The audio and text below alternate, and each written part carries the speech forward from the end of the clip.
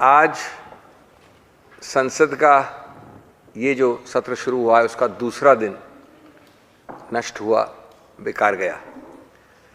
इसका कारण एक ऐसा है जो न सुना कभी पहले, न हुआ, न कहा गया, न समझा गया। एक अद्वितीय और अभूतपूर्व कारण है। वो कारण माननीय सरकार ने दिया है एक वाक्य में, we will allow discussion after normalcy. स्थिति सामान्य होने के बाद हम विचार विमर्श की अनुमति देंगे। अब ये अजीबोगरीब, और मैं इस पर 2-4 मिनट बिताना चाहता हूँ, अजीबोगरीब वाक्य है। और अजीबोगरीब नहीं, ये द्वेष की भावना से, लुका छुपा आडंबर से प्रेरित एक द्वेष से भरा एक्सप्लेनेशन है। ये सबको सर्वविदित है कि विचार विमर्श की जरूरत इसलिए है कि सामान्य स्थिति नहीं है या स्थिति सामान्य नहीं है। विचार विमर्श क्यों मांगा जा रहा है? कि स्थिति सामान्य नहीं है, और जवाब मिल रहा है आपको कि सामान्य स्थिति होने के बाद विचार विमर्श करेंगे। क्या कभी संसदीय विचार विमर्श सामान्यता के लिए या सामान्यता के अभाव के लिए स्थगित किया जा सकता है, पोस्टपोन किया जा सकता है? क्या ये सबसे बुरा और भद्दा उदाहरण नहीं है दूर भागने का, बचने का, शुतुरमुर्ग की तरह पूरे मुद्दे के लिए अपना सर नीचे गाड़ देने का? और क्या ये एक झूठा, बेमानी, बनाया हुआ कारण नहीं है? किसी तरह से विचार विमर्श से बचें, दूर भागें, उसके लिए बनाया हुआ मैन्युफैक्चर्ड फेक स्पूरियस रीजन। क्योंकि देखिए, बीजेपी से तो हमें कोई और आकांक्षा और अपेक्षा भी नहीं थी। समझ में आता है कि वो यही करते, लेकिन हमें दुख हुआ ये देख के कि 2-3 प्रादेशिक पार्टियां भी, एक उड़ीसा की, एक आंध्र प्रदेश से, बड़े नासमझ भोले तरीके से इसको मान भी गई। और या शायद इतने भोले थे नहीं वो कि इसको भी सॉलो कर जाएं, मान लें इस कारण को। दूसरा प्रश्न मेरा है कि क्या ये संसदीय उत्तरदायित्व की अवहेलना नहीं है? क्या ये संसद के उत्तरदायित्व, मूल अधिकार, मूल जिम्मेवारी की एक बहुत घोर अवहेलना नहीं है? क्या देश का सबसे बड़ा महाआयोग संसद नहीं है? It is called the grand inquest of the nation. और क्या उसका काम है इंतजार करना, न कि विचार विमर्श करना? ये इंतजार वाला महाआयोग है या विचार विमर्श वाला महाआयोग है? और क्या संसदीय जवाबदेही और संसदीय पारदर्शिता को झुठला देना, भुला देना, स्थगित कर देना इस संसद का काम है? तीसरा, ये जो कारण दिया गया है आपको कि स्थिति आम होने पर हम वापस बात करेंगे, क्या ये सबसे बड़ा अविश्वास मत नहीं है पूरे संसद के विषय में और हर संसद के सांसद के विषय में? For every MP, for every parliamentarian, is it not the worst kind of vote of no confidence? क्या हमारे सांसद इतने गैर जिम्मेवार हैं, इतने अशिक्षित हैं, इतने बिना अनुभवी हैं, बिना अनुभव के हैं, इतने कैजुअल हैं कि वो भड़काएंगे लोगों को, वो ज्यादा प्रॉब्लम को बढ़ाएंगे, हल नहीं बताएंगे, और द्वेष और विभाजन बढ़ाएंगे, जो कि बहुत हद तक इस सरकार ने उपलब्ध कर लिया है। आज वो सोचते हैं कि पूरा संसद हम सामूहिक रूप से करेंगे। चौथा, हमारे संसद के अंदर वाले सांसद तो इतने गैर जिम्मेवार हैं सरकार के अनुसार, और बाहर आप सत्तारूढ़ पार्टी के जो मंत्री महोदय हैं वो बड़े जिम्मेवार दिखे मुझे। संसद के बाहर जो सत्तारूढ़ पार्टी के सांसद हैं, उच्च स्तर के पदाधिकारी हैं सत्तारूढ़ पार्टी के, वो बहुत जिम्मेवारी दिखा रहे हैं, ऐसे ऐसे स्लोगन्स बोल के जो आपने सुने हैं और जिनके विषय में आज तक एफआईआर का जन्म नहीं हुआ है। ये मैं सब उस वक्तव्य की बात कर रहा हूं कि हम विचार विमर्श करेंगे जब स्थिति सामान्य होगी। अजीबोगरीब उत्तर है। पांचवा, आज हमने सुना माननीय स्पीकर लोकसभा से कि होली के बाद होगा, ये सरकार का स्टैंड है, ये उन्होंने सरकार का स्टैंड बताया। क्या ये सबसे बड़ा एक फर्जी कारण नहीं है? Is it not putting the horse after holy and sitting on the cart twiddling your thumbs now? आज शहर में दूसरी प्रकार की होली हो रही है कई दिनों से, और आप कह रहे हैं कि हम होली के बाद इसका विचार विमर्श करेंगे संसद में। छठा, हम भी माननीय प्रधानमंत्री के साथ समर्थन करते हैं कि फेक न्यूज़ नहीं होनी चाहिए या अंतर्राष्ट्रीय महिला दिवस पे कुछ स्पेशल काम करना चाहिए। पता नहीं किस कारण से उन्होंने अपने सब सोशल मीडिया अकाउंट्स को त्याग देने का एक घोषणा की, एक दिन के लिए या हमेशा के लिए, पता नहीं हमें, लेकिन दो कारण बनते हैं आपके। लेकिन मैं ये पूछना चाहता हूँ कि क्या ये प्रधानमंत्री की प्रायोरिटी है कि देश को बताना कि मैं क्यों और कब सोशल मीडिया के अकाउंट्स त्याग कर रहा हूँ? क्या आज की आवाज़ और आज की ज़रूरत ये है? क्या उनकी ये 3 या 4 प्रायोरिटी पहले नहीं होनी चाहिए? जब दिल्ली जल रहा है, एक कि सबसे कड़े से कड़े शब्दों में भर्त्सना करना अपने पार्टी कॉलीग्स की, मंत्रिमंडल के सदस्यों की, जिन्होंने ऐसे वाक्यों और शब्दों का प्रयोग किया जो आपने सबने सुने। क्या दूसरा प्रधानमंत्री का उत्तरदायित्व तो नहीं है सोशल मीडिया की बात करने से पहले कि ऐसे व्यक्तियों के समक्ष, चाहे वो बीजेपी के हों किसी और के हों, एफआईआर तुरंत और तहकीकात जल्द से जल्द खत्म हो? तीसरा, क्या माननीय प्रधानमंत्री जैसे बड़े व्यक्तित्व को जाकर उन इलाकों में खड़ा नहीं होना चाहिए था? अपना हाथ बढ़ा के हृदय रख के सामने कहना नहीं चाहिए था कि मैं सांत्वना देने आया हूं, मैं मलहम लगाने आया हूं, मैं सबको जोड़ने आया हूं क्योंकि मैं आप सबका प्रधानमंत्री हूं? क्या चाहे वो अपने खुद के गृह मंत्री हो, उनकी भर्त्सना नहीं करनी चाहिए थी कि क्या वाक्य उन्होंने इस्तेमाल किए थे दिल्ली के चुनाव के दौरान? सातवां, मुझे बड़ा अजीबोगरीब लगा कि माननीय विदेश मंत्री इस देश के आज वक्तव्य में प्रकाशित हुआ है, कह रहे हैं कि भारत वैश्विक नेतृत्व में अग्रणीय स्थान लेना चाहता है। जो नेतृत्व है, उन्होंने कहा वैश्विक ध्रुवीकरण के कारण, India intends to assume a prime leadership role amidst global polarisation, quote unquote. मुझे हंसी आई, मैंने कहा ये तो बड़ी विडंबना वाला वाक्य है, सुप्रीम आयरनी। वैश्विक ध्रुवीकरण आपको याद आ रहा है? आंतरिक जो आग लगी है, ध्रुवीकरण हो रहा है, मनभेद हो रहा है, वो याद नहीं आ रहा आपको? ना आप अपने प्रधानमंत्री से पूछ रहे हैं, ना अपनी सरकार के मंत्रिमंडल से पूछ रहे हैं। दूसरे देशों की बात कर रहे हैं कि आप नेतृत्व करना चाहते हैं। आज वैश्विक ध्रुवीकरण हो या न हो, एक बात पक्की है कि आपने, सरकार ने, जो आपको दिख नहीं रहा है, शुतुरमुर्ग की तरह नहीं दिख रहा है, आंतरिक ध्रुवीकरण, मनभेद इतना कर लिया है। कृपया उस तरफ अपने प्रधानमंत्री का, अपनी सरकार का ध्यान आकर्षित करिए। आठवां, इनमें से कुछ भी चीज़ किए बिना माननीय प्रधानमंत्री उल्टा आज अपनी आंतरिक पार्टी मीटिंग में, मुझे बहुत दुख हुआ ये देख के, और आग में तेल डाल रहे हैं, एक अर्चना डाल रहे हैं।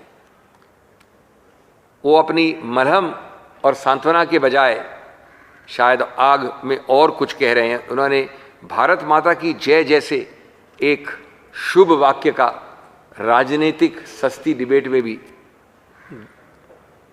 ले आए उसको। वो क्या प्रधानमंत्री भारत माता और उनके बच्चों में भी हमला बोल रहे हैं? अब दंगों के पीड़ितों को जेल भेजा जा रहा है माननीय प्रधानमंत्री, और दंगा करने वालों को सुरक्षा प्रदान की जा रही है, एक्स सिक्योरिटी हो या वाई सिक्योरिटी हो, और आप भारत माता की जय के स्लोगन को आंतरिक पार्टी मीटिंग में इस्तेमाल कर रहे हैं, न कि बाहर जाकर खड़े होके, जिसको मैंने कहा हीलिंग टच करें। फ्रेंड्स, मैं अपनी बात अंत करूंगा ये कह के कि शायद ये जो बरगलाने की प्रक्रिया, बहकाने की, मूर्ख बनाने की प्रक्रिया चल रही है सरकार द्वारा, वो इसलिए भी है, ये जो चुप्पी छाड़ रहे हैं माननीय प्रधानमंत्री, वो इसलिए भी है कि आज प्रकाशित हुआ है, आप लोगों ने प्रकाशित किया है, मैं आज की बात कर रहा हूँ, ऐसे तो कई आंकड़े हमारे पास हैं, आपके पास भी हैं, कि भारत की बेरोजगारी की दर अभी इस महीने अक्टूबर के बाद सबसे चरम सीमा पे है। यानी अक्टूबर के बाद जो 7.16 थी बेरोजगारी की दर, वो आज फरवरी में 7.78 है। और उससे भी ज़्यादा महत्वपूर्ण CMIE का आंकड़ा कि 6 वर्षों में भारत की आर्थिक स्थिति सबसे कम इन 3 महीनों में आगे बढ़ी है। Slowest expanding trimester of 3 months in 6 years।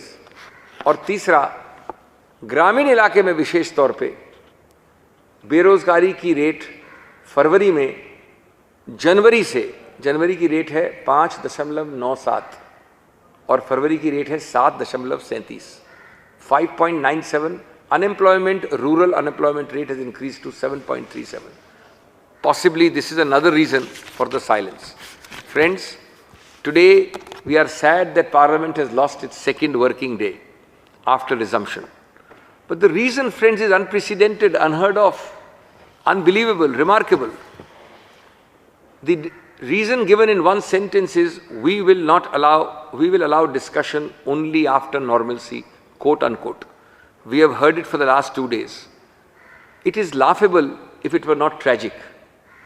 It is a motivated, camouflaged, malicious explanation. Is it not commonsensical, Honorable Prime Minister, Honorable Home Minister, Honorable Government of India, that a discussion is required because there is no normalcy? The answer given by you is we will have a discussion after normalcy. But a discussion is required precisely because there is no normalcy in Delhi. Is a discussion liable to be postponed due to lack of normalcy? I'm talking about parliamentary discussion. Is a parliamentary discussion to be avoided, evaded and escaped in this manner? Is this not a spurious and fake, a manufactured reason? It is of course expected that the BJP will come out with such ridiculous reasons, the ruling party and the government.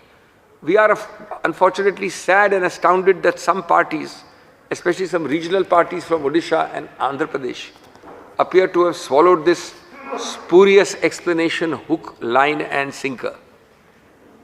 Or maybe they are not so innocent. Secondly, friends, is it not an abdication of the worst kind of parliamentary duty, of our solemn obligation of Parliament and to Parliament, to not have this discussion? Is Parliament not the grand inquest of the nation? And is a grand inquest to wait and await and not debate? Is parliamentary oversight and parliamentary exposure not a solemn duty to the nation? Friends, thirdly, this explanation of the Government of India, of the Prime Minister, is an insult to Parliament. It is the biggest vote of no confidence in each MP and in the entire institution of Parliament. Are our MPs, I am asking you, so irresponsible, so inexperienced, so casual as to cause more provocation, to pour oil over troubled waters, to create more polarization, which is what the government is suggesting? It is the worst form of no confidence vote against our entire Parliament and against each member of Parliament, irrespective of political party. Fourthly, friends, look at the irony. Parliamentarians inside Parliament are so irresponsible. But the ruling party ministers, the ruling party MPs, the top office bearers of the ruling party outside Parliament are showing exemplary responsibility by uttering these slogans. And you, the Government of India, the Prime Minister, is showing great responsibility by not even registering an FIR. Look at this contrast. We will not have a discussion because Parliament might polarize, and outside your ministers will polarize. Fifth, the Speaker of the Lok Sabha has today apparently said that the government has indicated, of course he is relying on the government response, that discussion can happen after Holi. What kind of a response is this? Is it not putting the horse after Holi and sitting twiddling your thumbs on the cart today? Which should come first? You should add one more week of 7 days, 7 long days, while Holi of a different kind is being played on the streets of Delhi. This is shameless. We should all keep silent, we meaning the Parliament, for another week because the government has so suggested. Sixth, the Prime Minister, we hear, is very concerned about either fake news or International Women's Day. He suddenly announced, whether for one day or for a longer period, a withdrawal from social media accounts. We may support him on his view about International Women's Day and fake news. But is it this Prime Minister's, this ruling party's priority not to do any concrete thing but to talk about withdrawal of social media accounts? Is this a priority for today?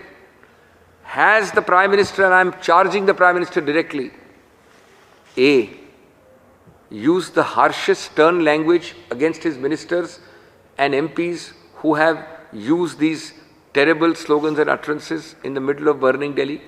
He should have condemned them.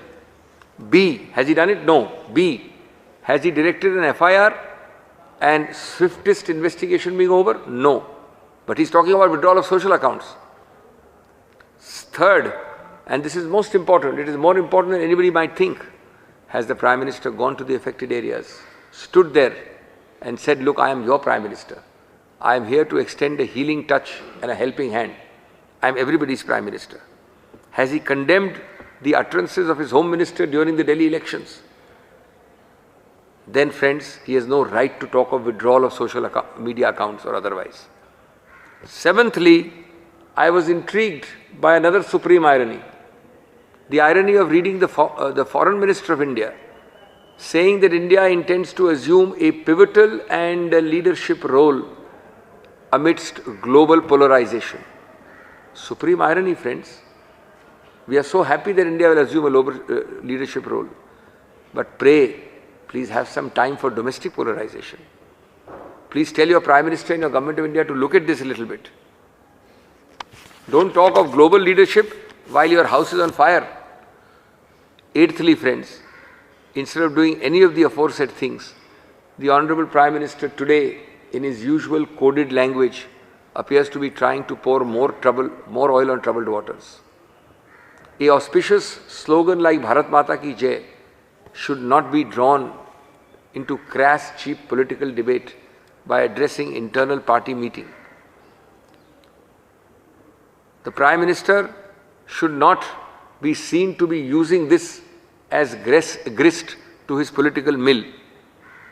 On the one hand, you are talking of Bharat Mata Ki Jai slogan and distorting it in coded language in your party meeting. On the other hand, those who are victims of riots under your nose are being jailed. And those who are perpetrators are getting security from your police forces. Friends, I will end by hazarding a guess about the Prime Minister's silence, about his dual language, about his coded language. Possibly this is part of a digression, diversion and distortion, the 3Ds, which this ruling party is well known about. Why? Because it has been published today. Of course, we have lots and lots of figures. You have them also. I am talking of today's news. The highest unemployment rate since October is reported today at 7.78%.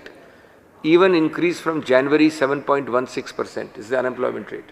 In October, it was much lower. Second statistics published today, which might explain the silence of this government, which might explain the digression and diversion caused by slogans starting with G and with politicizing Bharat Mata Ki Jai. Second fact is published today by CMIE that in 6 years, the growth of the entire Indian economy has been the slowest in this quarter. Not so in 6 years. Each year has 4 quarters. 6 years mean the lowest growth in 24 quarters. Third, that rural unemployment, which as you know causes very large distress, has jumped from 5.97% in January to 7.3% in February.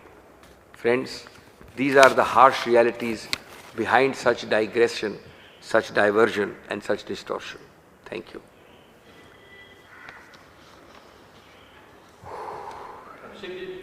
सरकार की तरफ से बार-बार ये कहा जा रहा है कि होली के बाद ही इस मामले पे दिल्ली में जो वायलेंस हुआ था या दंगा हुआ था उस पर हम चर्चा कराने के लिए तैयार हैं, क्योंकि तब तक दिल्ली की स्थिति सही हो जाएगी, ठीक हो जाएगी, क्योंकि चर्चा के दौरान दोनों पक्षों की तरफ से ऐसी कई बातों का जिक्र हो सकता है जिसमें कि दिल्ली का तनाव बढ़ने की आशंका है। मेरे माननीय मित्र, लगता है कि आपने मेरी पूरी ब्रीफिंग ही नहीं सुनी। मैंने तो इसका स्पष्ट, आपके प्रश्न का स्पष्ट, व्यापक और विस्तृत जवाब दिया है, बार बार दिया है, तो इसको मैं दोहरा नहीं सकता। यही तो बात है। कभी आपने ऐसा एक्सप्लेनेशन सुना है? मैंने कहा ना अभी आपके सामने 2 मिनट पहले कि it is like putting the cart before the horse is put after Holi. शहर में दूसरी तरह की होली हो रही है और आप होली के बाद विचार विमर्श स्थगित करेंगे, ऐसा अजूबा एक्सप्लेनेशन हमने कभी सुना नहीं। और मेरी पूरी विस्तृत ब्रीफिंग अभी इसी पे हुई है।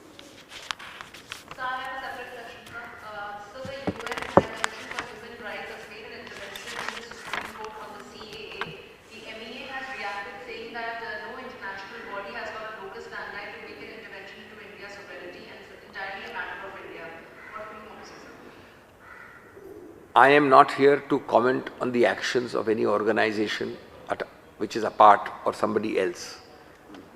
The larger question is being missed in such kind of reactions by the government. We are all proud, patriotic Indians, and we all speak proudly and support our nation everywhere in the world, on every inch of global soil. But the Honorable Home Minister and the MEA must answer.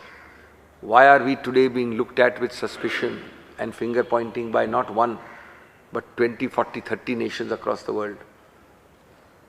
Has he answered that question when you travel to Europe, when you travel to America, when you travel to South America, Africa? We stand up stoutly and fight for India. But does it mean that we should be like ostriches in the sand, ignoring those questions? 1. 2. The UNHCR has intervened in many Supreme Court matters earlier. Its job is to intervene, although it is very rare for an organization to itself file a petition. Possibly struck by the fact because refugee issues are its direct domain.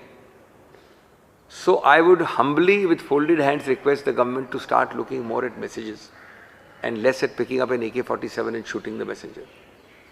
So विशेषली corona virus का जो impact है वो धीरे-धीरे India में दिख रहा है, इकोनॉमिक स्लो डाउन है और स्टॉक मार्केट क्रैश हो रहा है। ओवरऑल गवर्नमेंट का जो अब एड्रेस कर रही है इस इशू को, how do you see that? देखिए, ये बहुत गंभीर मुद्दा है। ये कोई छोटा मामला नहीं है। आप बिल्कुल सही कह रहे हैं, ये एक अत्यंत व्यापक मुद्दा है और इस विषय में कुछ दिनों पहले भी और बाद में भी कई लोगों ने और राहुल गांधी जी ने विशेष रूप से ट्वीट किया था और प्रधानमंत्री को संबोधित करते हुए आगाह किया था। लेकिन मैं उस बात को आगे ले जाते हुए विनम्रता से ये कहूँगा माननीय प्रधानमंत्री से कि अगर आपको, और आपसे मेरा मतलब है आपकी पार्टी, सत्तारूढ़ पार्टी, सरकार से भी, विभाजन की और मनभेद की राजनीति से समय मिल गया हो तो इस प्रकार के बहुत बड़े खतरनाक व्यापक मुद्दों पर भी कृपया थोड़ा ध्यान दे दें। आज ये पूरा आभास है इस देश को कि जिस प्रकार से ये गति और दिशा पकड़ रहा है, हमारा देश पूरी तरह से तैयार नहीं है और भगवान न करे कि ऐसी कुछ चीज़ हो जाए अन्यथा। इसलिए सरकार ये इस प्रकार के स्लोगन्स, इस प्रकार के मंत्रियों और सत्तारूढ़ पार्टी के पदाधिकारियों के वक्तव्यों से दूर हटकर, डाइग्रेशन, डाइवर्जन और डिस्टॉर्शन की राजनीति से दूर हटकर ऐसे मेडिकल मुद्दों पे कृपया ध्यान दें। So the Delhi Chief Minister today met Prime Minister, and after the meeting he said that the issue of hate speeches did not come up. He seemed to have struck a conciliatory note. So what do you have to say on that? Well, I think astounded is too weak a word, astonishing is too weak a word, amazing is too weak a word. The body language, the words, the stand of the Honorable Chief Minister of Delhi sounded like he was there to give an official clean chit to the ruling party at the center and the Prime Minister. He seems to have admitted on your camera that they did not even discuss the riots in Delhi. Can you believe it? You are discussing the sky and coffee, but with close to 50 deaths in Delhi, The Chief Minister of Delhi and the Prime Minister don't discuss the riots in Delhi, because that is what his statement says. I would unfortunately have to go further. Did the Honorable Chief Minister seek a registration of FIR forthwith? Did he say that the Home Minister should either resign or be reined in? Did he by name demand action against Kapil Mishra? It seemed to me that he was a supporter of BJP or member of the Mantrimandal who was speaking, of the Central Mantrimandal, after the meeting with the Prime Minister. What is this weakness? What is this lachari? What is this compulsion? What is this secret? What is this mystery? What is the mystery of this newfound friendship, this support, and why has the Chief Minister of Delhi succumbed or surrendered in this clear, crass manner? Today it almost seems like there is a joint slogan by the central government and the Delhi government. And the slogan is not very different from what the Minister of State for Finance of the government said some time ago. All is well, as that film said. All is well. Hindi में बोलते थे, आपके लोग पूछेंगे संक्षेप में.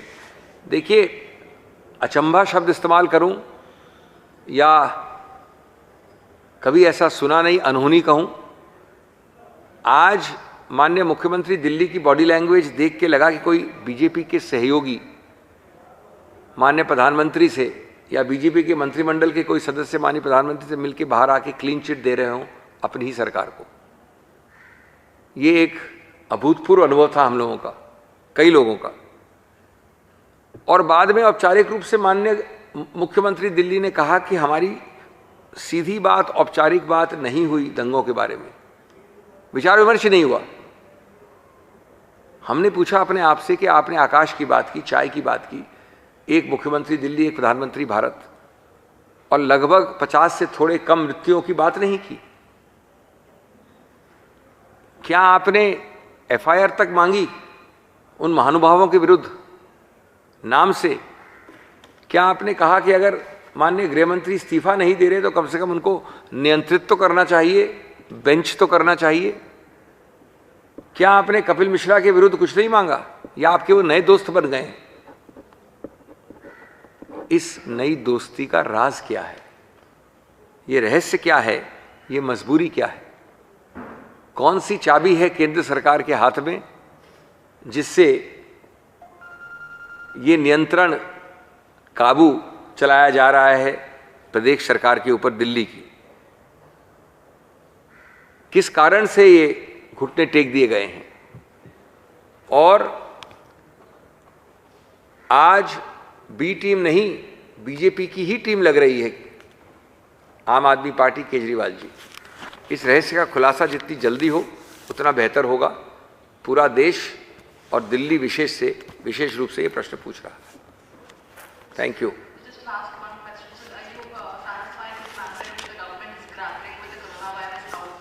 Not at all, not at all.